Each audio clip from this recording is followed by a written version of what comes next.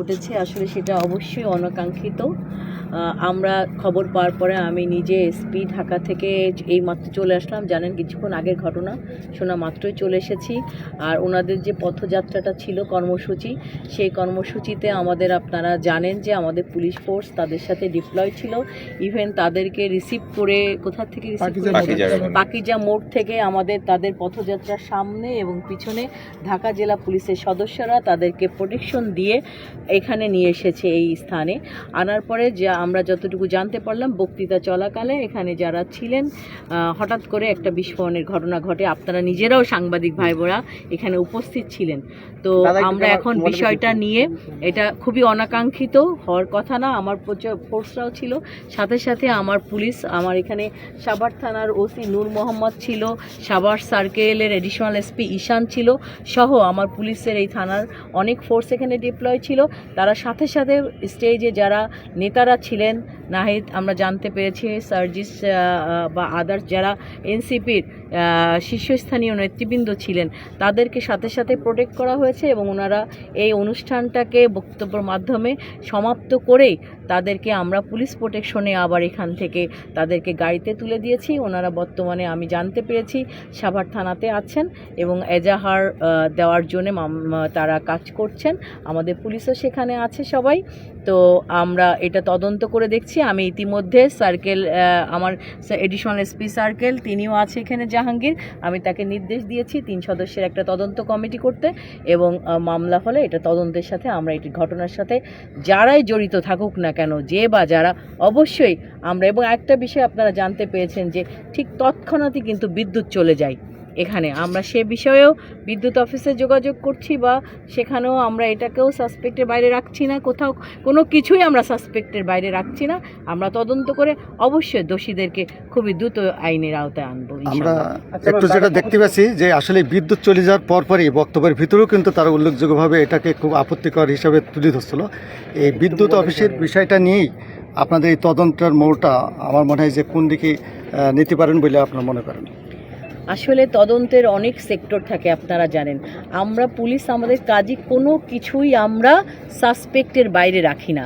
তবে এই বিষয়টা অবশ্যই একটা স্পেশাল বিষয় যে কেন ওই মুহূর্তে বিদ্যুৎ চলে গেল এবং বিদ্যুৎ যাওয়ার পরবর্তীতে আমরা যতটুকু জানতে পেরেছি বিস্ফোরণটা ঘটেছে। সো এটাকে আমরা একটু, এই মোটিভটাকে আমরা খুবই গুরুত্বপূর্ণভাবে দেখছি। অভিযোগ আছে যে আসলে পর্যাপ্ত নিরাপত্তা ছিল না। আপনারা যে কথাটা বলছেন, আপনারা সাংবাদিক ভাইয়েরা, একটু আগে আপনাদের সবার সাথে কথা হচ্ছিল, আমিও একটু আগে আপনাদের বললাম যে আমরা পর্যাপ্ত পুলিশ প্রোটেকশন দিয়েই পাকিজা মোড় থেকে, যেখানে আমাদের প্রোটেকশন দেওয়ার আসলে কথাও না, সেখানেও আমরা কিন্তু বিষয়টিকে খুবই গুরুত্বপূর্ণ বিবেচনা করে আমরা সবসময় যারা আমাদের সমাজের গুরুত্বপূর্ণ ব্যক্তি তাদেরকে আমরা সবসময় একটা স্পেশাল কেয়ার দেই এবং প্রোটেকশন দিই। সেজন্য আমরা তাদেরকে পাকিজা মোড় থেকে আমার পুলিশ ফোর্স সামনে এবং পিছনে থেকে তাদেরকে এখানে নিয়ে এসেছে এই প্রোগ্রাম স্থলে এবং এখানেও আগে থেকেই আমাদের পর্যাপ্ত ফোর্স ডিপ্লয় ছিল এবং ঘটনা ঘটার সাথে সাথেই আমার পুলিশ কিন্তু তৎক্ষণাৎ তারা কাজ করা শুরু করেছে এবং ওনাদের সকলের প্রোটেকশন দেওয়ার ব্যবস্থা করেছে। একটি ভিন্ন প্রশ্ন, সেটা হচ্ছে সাভার মডেল থানায় ওসি নেই, এরকম একটি বিষয় নিয়ে সাভার জনমনে বিভ্রান্তিকর তথ্য ছড়ানো হচ্ছে বা বিভিন্ন জায়গায় বলা হচ্ছে। আমরা দেখেছি যে একজন ওসিকে পুলিশ লাইনে সংযুক্ত করার পর আমরা নতুন কাউকে দায়িত্ব দেওয়া হচ্ছে, এরকম মেসেজ আমাদের কাছেও নেই। সেক্ষেত্রে আপনি ঢাকা জেলার পুলিশ সুপার এখন আমাদের মাঝে এই মুহূর্তে উপস্থিত আছেন, যেহেতু একটি নিরাপত্তাজনিত এখানে ঘটনা ঘটেছে, সাভার মডেল থানায় এই মুহূর্তে কেউ দায়িত্বে আছেন কিনা ওসি পদে? Thank you. এই যে আমি এখন আছি, এখন আমি ওসি কিন্তু সাভার থানার না, আমি বলি আপনাদের কথার উত্তর দেওয়ার জন্য বলি, আমি কিন্তু এই মুহূর্তে সাভার থানার ওসি, ঠিক আছে? অ্যাজ পার আইন হিসাবে আমাদের, আপনারা জানেন পিআরবি যে 551 ধারা অনুযায়ী একজন এসপি যখন আসে তখন আমি এই মুহূর্তে ওসির দায়িত্ব পালন করছি। ওসি দ্যাট মিনস হচ্ছে অফিসার ইনচার্জ। থানায় যিনি সর্বোচ্চ ব্যক্তি থাকবেন তিনিই থাকবেন হচ্ছে অফিসার ইনচার্জ। আমাদের নূর মোহাম্মদ বর্তমানে সাভার থানার ওসি হিসাবেই দায়িত্ব পালন করছেন। সো সাভার থানার ওসি নাই, বিষয়টা তথ্যটা আসলে একটু আমাদের আইন সম্পর্কে অনেকেই জানে না, র্যাঙ্ক বিষয় সম্পর্কে সাধারণ জনগণ হয়তো অবগত নাই বলেই এই ভুল ধারণাটা জনগণ জনের মধ্যে হচ্ছে। তো আমি বিং এ এসপি ওসি হিসাবে যখনই দেখেছি একটা গুরুত্বপূর্ণ ঘটনা এবং অনাকাঙ্ক্ষিত ঘটনা ঘটেছে, আপনি দেখেন আমি ঢাকা থেকে আমার কিন্তু আধা ঘন্টা সময়ও লাগেনি, আমি কিন্তু এখানে চলে এসেছি। সো এই মুহূর্তে আমি ওসি, আর আমি যখন থাকবো না আপনারা জানেন আমার থানায় যদি একজন ইন্সপেক্টর না থাকে, সেই মুহূর্তে যদি একজন কনস্টেবলও থাকে, সেই কনস্টেবলে সেই মুহূর্তে থানার ওসি হিসাবে দায়িত্ব পালন করে। সো এটা আসলে জনগণ আমাদের এই র্যাঙ্কিং ব্যাচ সম্পর্কে জানে না বিধায় এই বিভ্রান্তি। নূর মোহাম্মদই বর্তমানে সাভার থানার ওসি হিসাবে দায়িত্বে আছে। তবে স্থায়ীভাবে সবার মতো জায়গায় স্থায়ীভাবে ওসি নিয়োগ হ্যাঁ, আপনি যেটা বলেছেন স্থায়ীভাবে, আসলে ওটাও আসলে আপনি যেটা বলেছেন ওই সিস্টেমেরই একটা অংশ। স্থায়ী আর অস্থায়ী বলে কোনো কথা না, আমরা সমান দক্ষতা, যোগ্যতা এবং আমাদের প্রফেশনালিজমের সাথে আমরা এভাবে ডিপ্লয় হই যখন যে যেখানে দায়িত্বে থাকে। এই মুহূর্তে নূর মোহাম্মদই স্থায়ীভাবে ওসি।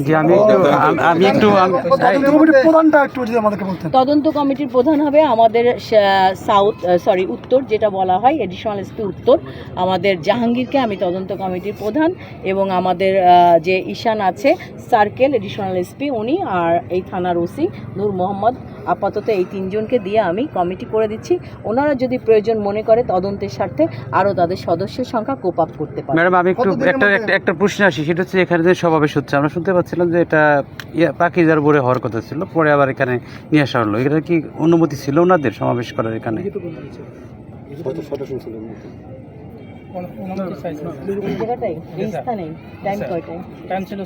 আচ্ছা, আপনারা যেটা জানেন যে আমাদের কাছে তারা একটা লিখিতভাবেই জানায় যে তারা প্রোগ্রামটা পথযাত্রা শেষে এখানে এসে ওনারা বক্তব্য রাখবেন।